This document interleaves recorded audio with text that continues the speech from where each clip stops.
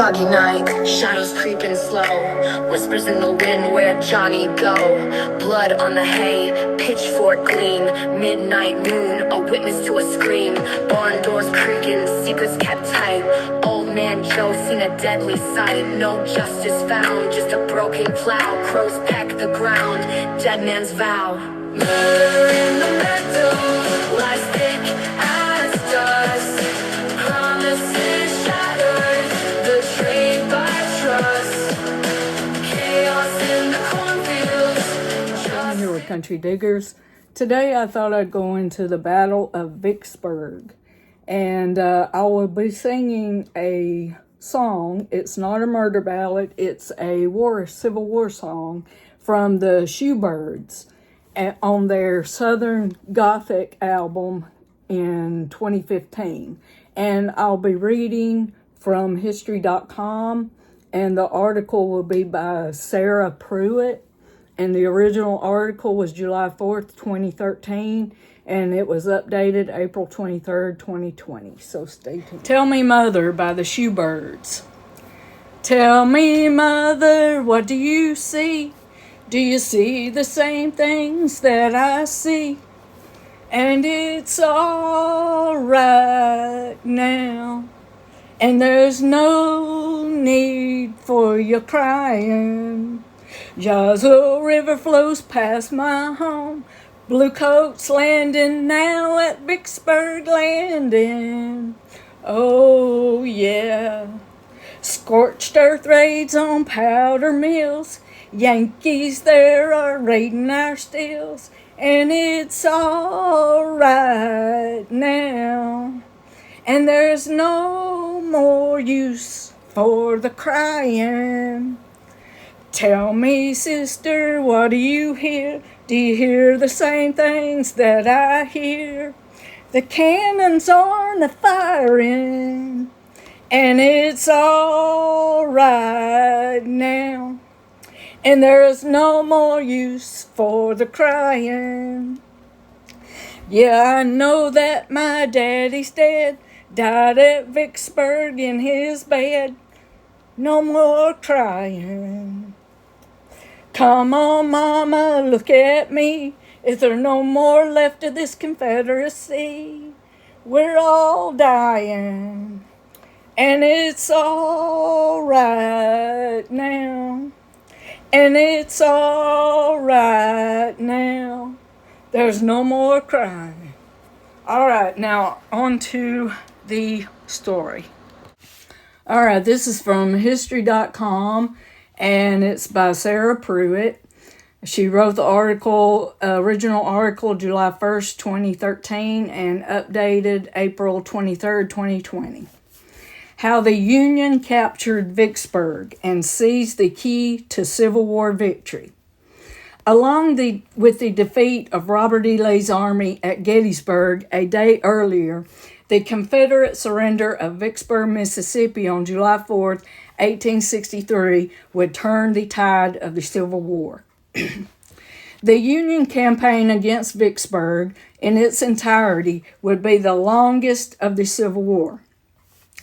Its first phase began with a naval bombardment on May 18, 1862, which failed due to the fierce resistance of the Confederate batteries guarding the city.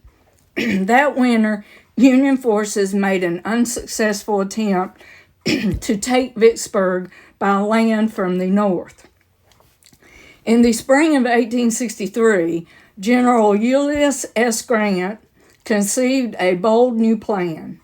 By marching his Army of the Tennessee down the Mississippi River on its western bank, and he could cross the river and approach Vicksburg from the south, giving his troops a more favorable position.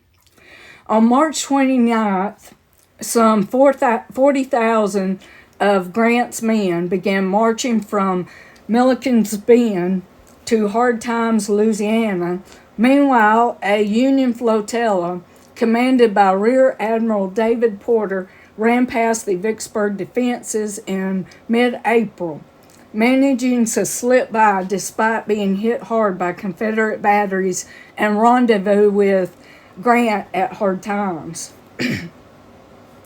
After a thwarted initial crossing at Grand Gulf on April 29th, Grant continued southward and was able to make the crossing on April 30th through May 1st at Bruinsburg, Mississippi. The infantrymen of the 24th and 46th Indiana regiments were the first troops to land, followed by the remainder of the 10, 11, 12, 13 Union Army Corps. They're in Roman letters. I have a hard time with that. But anyway, and portions of the XVII, that's 10, 15, 16, 17 Corps, 17,000 men in all. The landing would stand as the largest amphibious operation in American military history until the Allied invasion of Normandy during World War II. Grant began quickly moving his army northeast, taking Port Gibson on May 2nd, Grand Gulf on May 3rd, and Jackson, the state capital, on May 14th. These victories would prevent the small Confederate force led by General Joseph Johnston from linking up with their comrades at Vicksburg, commanded by General John C. Pemberton. On May 16th, the most decisive military engagement of the campaign took place at Champion Hill, in which the Federal Army forces forced Pemberton's army to withdraw to Vicksburg and prepare to defend the city at all costs. After initial assaults on the city were rebuffed, Grant settled his army in for a long siege by May 29th. His army built miles of trenches and slowly sealed off the city, enclosing Pemberton's 29,000 troops and cutting them off from all supplies and communication. Conditions deteriorated quickly for Vicksburg's military and civilian population under siege. Running out of vital ammunition and supplies, they suffer from exposure to the Mississippi's hot summer climate. See, it was hot back then too. Anyway, soldiers' daily rations continued to shrink. At one point during the siege, they consisted of a quarter pound of bacon and of flour, an eighth of a pound of sugar, 1/12 of a quart of peas, 1/50 of a gallon of molasses. Civilians were forced to make do with similar portions to escape the constant Union bombardment. Many of Vicksburg's residents burrowed into tunnels dug into the hills. Confederate attempts to aid Vicksburg from both east and west were unsuccessful. Johnston, who had wanted to abandon the city before the siege rather than risk losing Pemberton's army, assembled a relief force at Jackson and Canton. In mid-June, he had 28,000 men. Combined with Pemberton's army, they would have enjoyed a brief numerical advantage over Grant, though the Union general had reinforcements on the way. But Johnston seemed reluctant to act, and by the time the relief force began its march towards Vicksburg on July 1st, it was too late. That day, Pemberton polled his generals on the viability of fighting their way out of Vicksburg. Like him, they all considered it an impossibility. On the afternoon of July 3rd, white flags appeared on the city's defensive works, as Pemberton rode out to meet with Grant and discuss terms of surrender. Unable to reach an agreement, the two generals separated, with Grant promising to send his terms by 10 o'clock that night. That meant that the actual surrender could not occur before the next day, July 4th. The date was most likely accidental, even though Pemberton later argued that he chose to delay because he thought he could get better terms on such an important U.S. holiday. Instead of unconditional surrender, Grant offered parole to the defenders of Vicksburg, and Pemberton and his generals decided this was the best they could hope for. At 10 a.m. on July 4th, white flags appeared again as Pemberton's army marched out from their defenses and laid down their arms.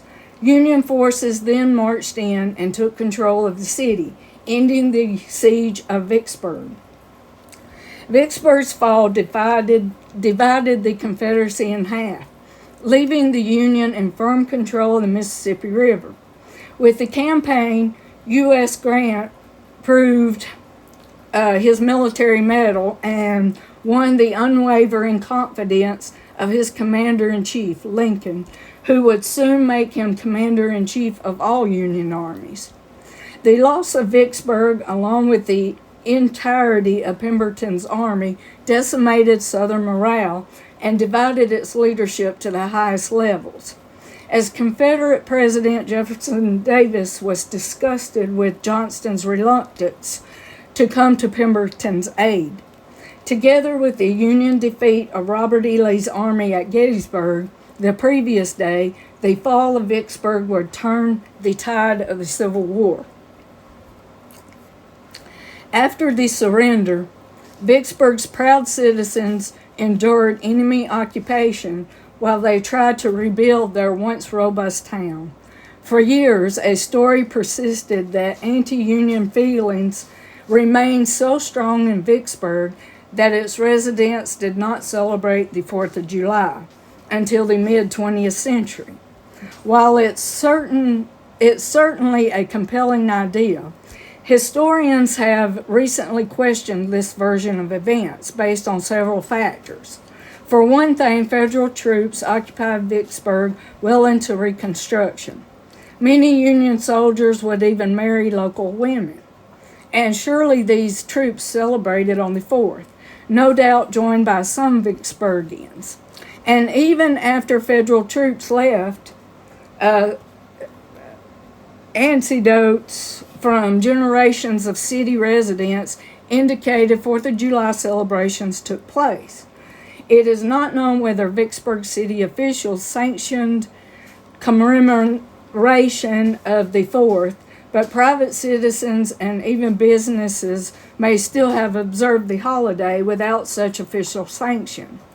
In any case, Southern celebrations of July 4th generally, for many years, both before and after the Civil War, were more likely family picnics rather than formal city or county activities such as parades or other public events. That's what we have today. Our 4th of July, some have it in big places like the lake. They go and shoot fireworks, watch the fireworks at the lake and the rivers. But most of us have it at our homes and shoot fireworks at our homes and have a dinner, 4th of July dinner and all that. We don't go out and do big parades and stuff. But anyway, hope you enjoyed and see you back soon.